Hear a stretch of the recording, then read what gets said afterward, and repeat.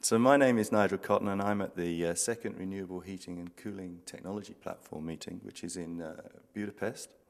And I have the pleasure to be with Marie Donnelly, who's the Director of the New and Renewable Sources of Energy at DG Energy at the European Commission. The event here today is to promote the uptake of renewable heating and cooling technologies. Heating and cooling is a large sector, but it's had difficulties in developing policies and instruments for this sector. How do you think we can get the sort of same level of support as we have for the electricity sector and transportation sector? Well, it's absolutely true to say that the heating and cooling sector is a huge sector, and it's also hugely important in Europe. If you take on board the fact that 40% of the energy that we use in Europe is consumed on heating and cooling our buildings, it's key that as we move forward to achieve our climate and energy targets of 20%, we have to deal with the question of heating and cooling. It has been a challenge to understand what are the needs and interests of the industry, because it's an industry that's primarily built on small and medium-sized companies, and therefore much more diverse than, say, larger companies, and the outreach process to understand and to hear what it is their policy needs are has been a little bit challenging. But over the last couple of years, this has taken place. There's now a structure in place through the platform.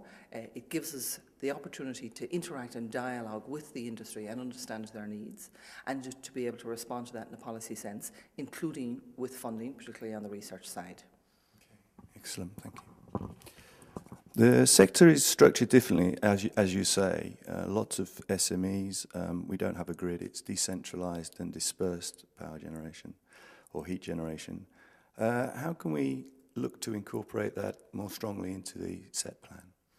Well, at the moment in the set plan, we do have support, specific support, both through the 6th framework programme and the 7th framework programme for different technologies and aspects. Geothermal, for example, bioenergy, already have been well supported in the framework programmes. I think, though, heating and cooling has a very specific aspect to it, and that is that it's very important to bring the technology into the reality of the living space as quickly as possible. And some of the new streams that we're bringing on into play in set plan, I think, would be key in that context. One is the public-private partnerships that we already have in terms of the rollout of the technologies, modern factory, modern house, modern buildings. But also this new initiative that we'll bring forward this year in July on smart cities and communities. And the idea here is to take the technology and to put it into practice and demonstrate how it works in practice in a real living situation.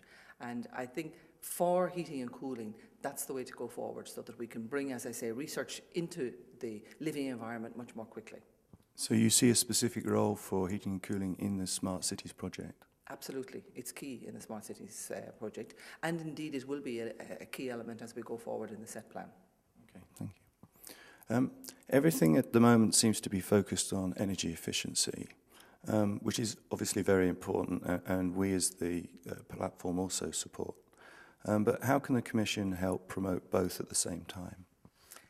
For me, it's so simple. It's really two sides of the same coin. I think our challenge is, on the one hand, to be the most efficient we can in terms of generating heat and cooling. And that's where we have to look to the new technologies, the renewable technologies that will allow us to generate, carbon neutral, carbon free heat and cooling as best we can. On the other hand, having generated the heat, then our task is to ensure that we don't end up heating the atmosphere rather than the buildings that we're trying to heat. And that's where the energy efficiency comes in. So they really are integrated as policies, one in terms of generation, one in terms of the efficiency of usage of the two. It's true to say that energy efficiency is very much to the fore in the agenda at the moment. The plan came out in March. We hope the legislative proposal will come in June.